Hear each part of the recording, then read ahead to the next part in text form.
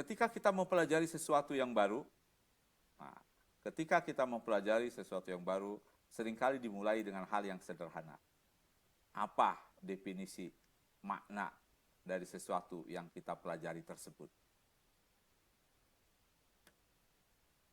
Apa yang kita sebut dengan e-learning? Nah, ini menarik. Bapak dan Ibu sudah saya tanyakan dalam Google Classroom.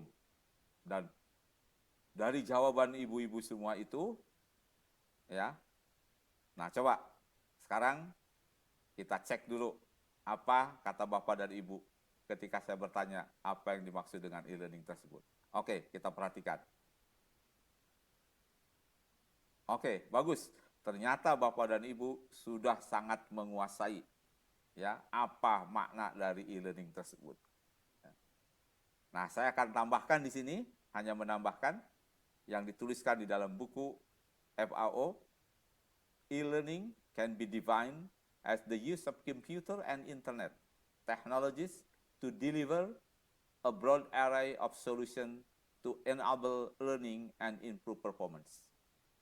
Jadi e-learning ini dapat didefinisikan sebagai penggunaan komputer dan internet atau penggunaan teknologi komputer dan internet untuk menyampaikan berbagai macam solusi sehingga menjadikan proses belajar yang lebih baik dan dapat meningkatkan kinerja dari siswa didik maupun pengajar.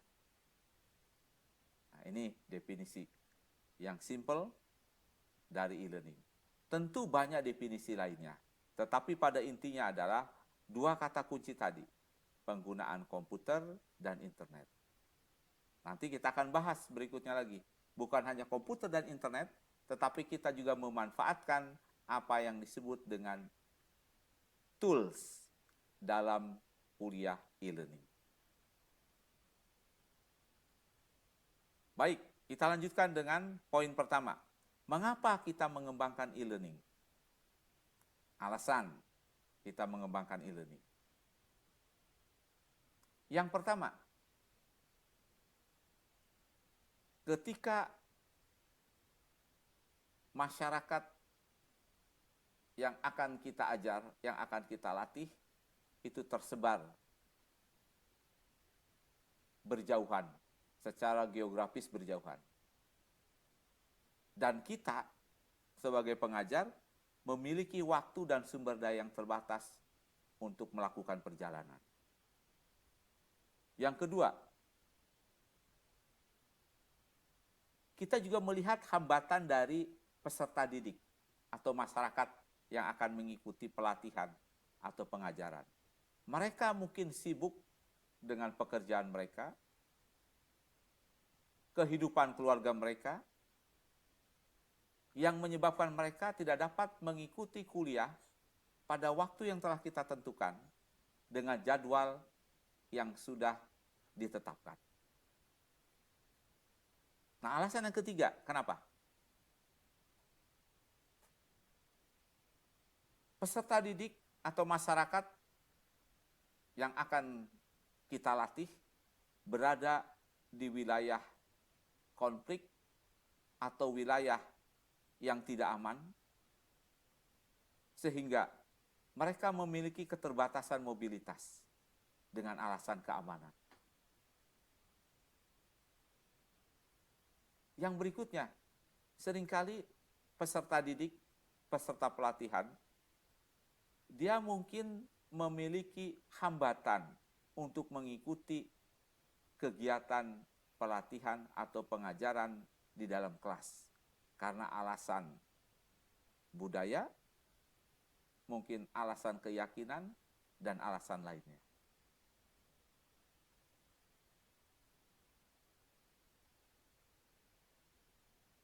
Yang berikutnya, kita menghadapi kesulitan berkomunikasi langsung karena misalnya perbedaan bahasa antara peserta didik dengan kita, Atau kita menghadapi peserta didik yang mungkin memiliki keterbatasan, merasa malu, dan lain sebagainya. Ketika harus dilakukan tatap muka, maka solusi yang bagus adalah e-learning. Kita juga harus ingat bahwa e-learning dapat memberikan metode instruksional yang sangat efektif. Misalnya, bagaimana kita mempraktekkan feedback setelah mengajar. Kita juga dapat mengkombinasikan antara aktivitas,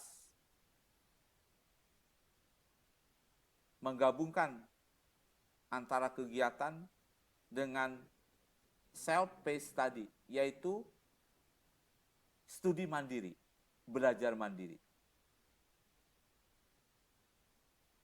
Nah, kelebihan berikutnya, kita dapat merancang daring ini sesuai kebutuhan dari peserta didik. Kelebihan lainnya, kita bisa menggunakan model simulasi maupun games. Apalagi kalau peserta didiknya anak-anak maupun remaja.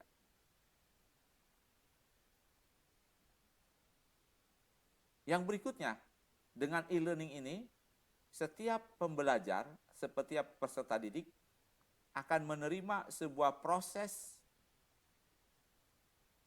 kualitas pendidikan yang sangat bagus. Karena apa? Karena peserta didik atau proses belajar daring tidak tergantung daripada guru tertentu. Jadi, peranan guru di sini kita minimalkan. Karena kalau dia berperan sangat besar, maka proses belajar sangat ditentukan oleh guru yang bersangkutan. Nah, ini yang kita maksud. Bagaimana kualitas akan relatif lebih bagus. Karena kita meminimalkan kualitas guru yang beragam.